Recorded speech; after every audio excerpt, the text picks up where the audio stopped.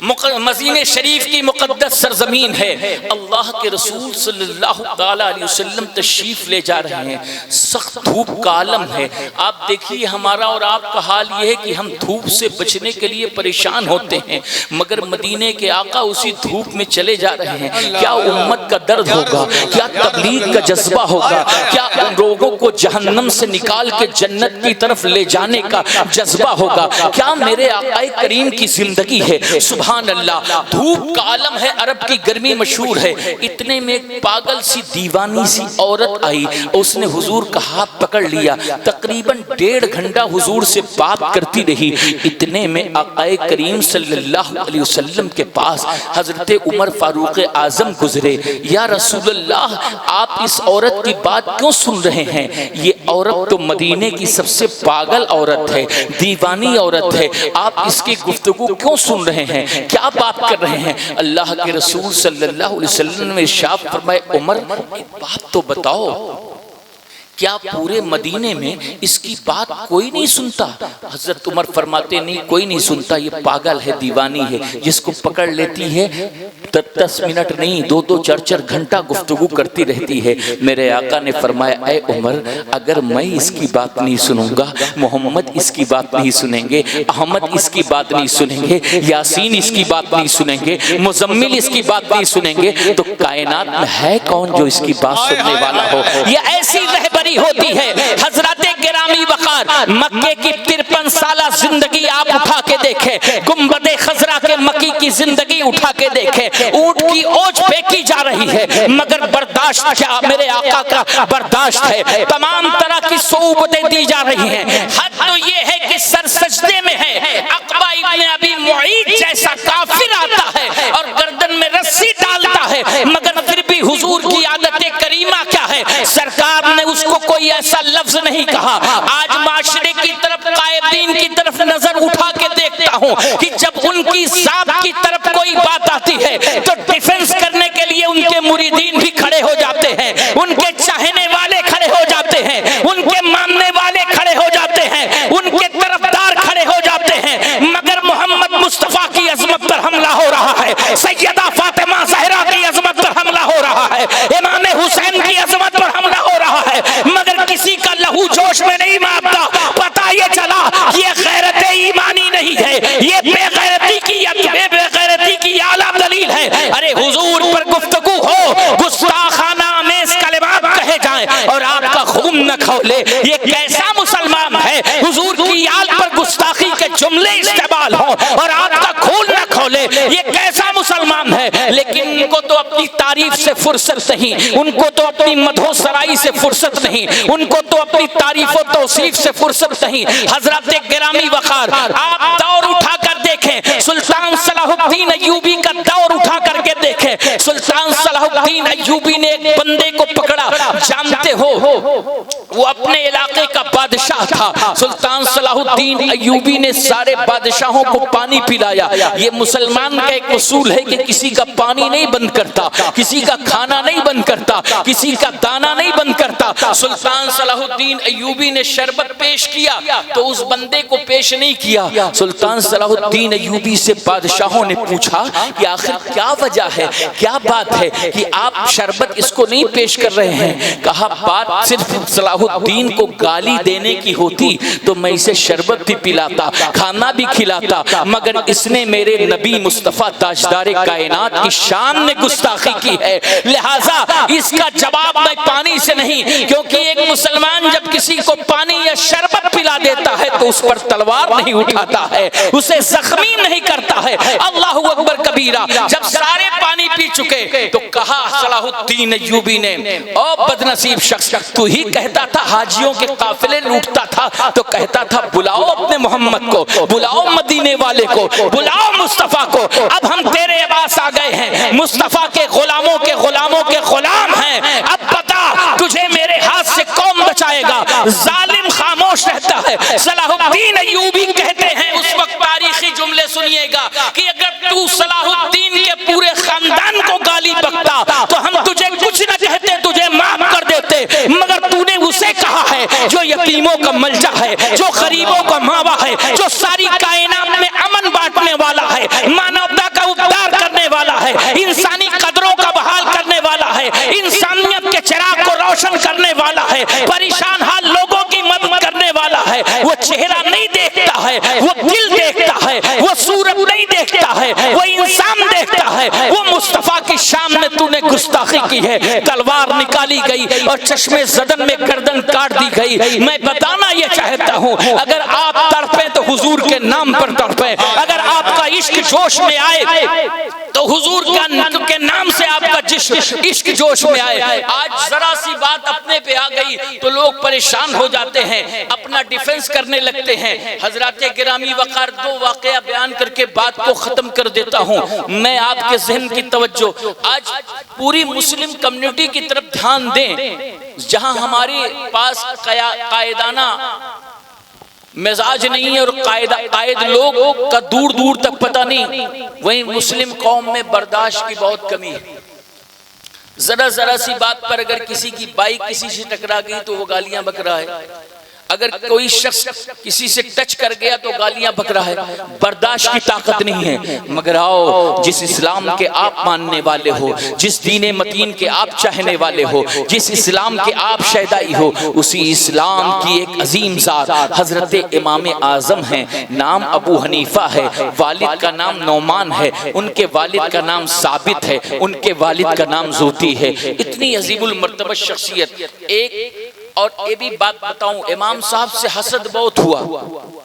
ये बड़ी खराब बीमारी है जो खास तौर से मुस्लिम कम्युनिटी में और बरेलवी मकतबे फिक्र के लोगों में कुछ ज्यादा ही सरायत कर गई है। हसद, जलन।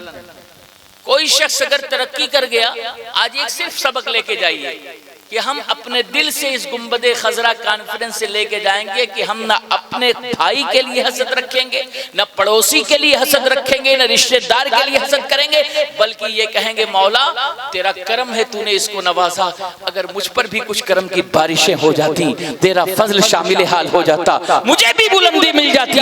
रश करिए, रश करिए, हसद मत करिए। हसद सबसे बड़ा गुनाह है और न जाने कितने लोग इसमें उलझे हुए हैं, न जाने कितने लोग इसमें मुलव्विस हैं। हजरत फज़ैल इब्ने अयास का तो कहना था कि मेरा मकान कहीं दूर बना दो भाई, मेरा मकान कहीं दूर बना दो। किसी और से भाग के नहीं गए हैं, वो आलिमों से भाग के गए हैं, उलमा बिरादरी से भाग के गए। बोले ये जब मुझ में कोई नेमत देखते हैं तो हसद करते हैं, और जब मुझ में कमी देखते हैं तो मेरी बेइज्जती करते हैं। ये हमारी कम्युनिटी में भी बहुत ज्यादा चीजें हैं। कोई किसी को देख नहीं सकता, ये स्टेज पे बैठा हुआ है, साथ में खा रहे हैं और पी रहे हैं, फिर भी देखने के लिए तैयार नहीं है, एक ना एक पॉइंट लिए बैठे हैं। अगर डॉक्टर साहब ने या हमारे अशफाक भाई ने किसी की तारीफ कर दी तो कहते हैं अभी आप नहीं जानते उनको, हमने बड़ा करीब से देखा है, हमने बड़ा करीब से देखा है। अल्लाह की एक सिफत सत्तारुल उयूब है, वो ऐबों को छुपाने वाली जात है। अगर वो तुम्हारे ऐबों को जाहिर करने पे आ जाए, जैसे बनी इस्राइल के अफराद जब गुनाह करते थे तो उनके दरवाजों पे लिख उठता था, अगर आपके दरवाजों पे लिखा जाता तो आप कहां जाते। मगर ये गुंबदे खजरा वाले की शान रहमत है, उनकी रहमतुल्लिल आलमीन का सदका है कि आप हजार गुनाह करें फिर भी उसके करम से आप महफूज हैं, किसी के सामने आपका ऐब जाहिर नहीं हो रहा है। करीम अपने करम का सदका, लईम बेकद्र को न शर्मा, तू और रजा से हिसाब लेना, रजा भी कोई हिसाब में है। उठा दो पर्दा, दिखा दो चेहरा कि नूरे बारी हिजाब में है। जमाना तारीक हो रहा है कि महर कब से नकाब में है, उन्हीं की बू मायाए समन है, उन्हीं का जलवा चमन चमन है, उन्हीं से गुलशन महक रहे हैं, उन्हीं की रंगत गुलाब है। नारे तकबीर, नारे रिसालत, गुंबदे खजरा कॉन्फ्रेंस, कलामे आला हजरत। आप कहां जा रहे हैं? तो अपना दिल बड़ा रखें, हसद न करें। इमाम आजम अबू हनीफा के पीछे एक बंदे को लगा दिया गया और वो इतना बदतमीज आदमी था कि खुल्लम खुल्ला इमाम साहब को गाली दे रहा था। भाई अगर हमको कोई गाली दे तो हमारे चाहने मानने वाले उसकी टांग तोड़ दें, मगर इमाम आजम खामोश हैं। गौर करिए, मुसलमानों के पेशवा हैं फिक़्ह हनफी, जिसके मुताबिक आप नमाज पढ़ते हैं, उसी की रियायत से, उन्हीं के तरीके पर हम आप हैं। इमाम आजम अबू हनीफा ने कोई जवाब नहीं दिया। जब उसने देखा कोई जवाब नहीं मिल रहा है तो गालियों की स्पीड बढ़ गई। आपका मकान आ गया, आपका दरवाजा आ गया। आपने इरशाद फरमाया, भाई एक काम करो, अगर सारी गालियां दे चुके हो तो मैं अपने घर के अंदर चला जाऊं, अगर कुछ बाकी हो तो रुक जाऊं और आपकी पूरी सुन लूं ताकि आपका दिल हल्का हो जाए।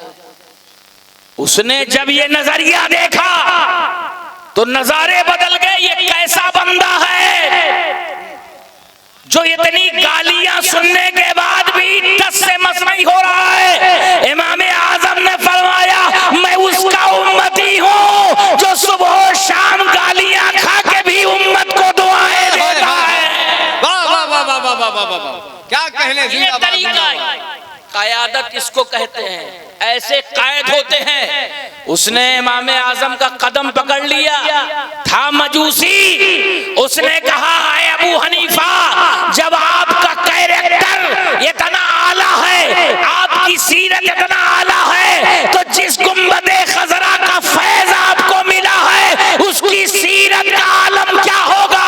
कदमों को जबी पे रहने दो, चेहरे का तसव्वुर मुश्किल है। जब चांद के जैसी येड़ी है, रुखसार का आलम क्या होगा। जब उनके गदा भर देते हैं शाहाने जमाना की झोली, मोहताज का जब ये आलम है, मुख्तार का आलम क्या होगा। वाह वाह वाह वाह, नारे तकबीर, नारे रिसालत, गुंबदे खजरा कॉन्फ्रेंस, अजमत इमाम हुसैन। खूबसूरत इजलास का मकसद ये है कि अपने ज़हनों दिलो दिमाग की वादियों से हसद नाम की बीमारी निकाल लें, दिल वसी रखें। इमाम आजम अबू हनीफा रहमतुल्लाह ताला अलैह के पीछे एक और हासिद को लगा दिया गया। उसने भी गालियां बकनी शुरू की। इमाम आजम अबू हनीफा ने कोई जवाब नहीं दिया। उसकी दुश्मनाम तराजी इतनी बढ़ी कि उसने आपके चेहरे पर थप्पड़ रसीद दिया, जोर का थप्पड़ मारा।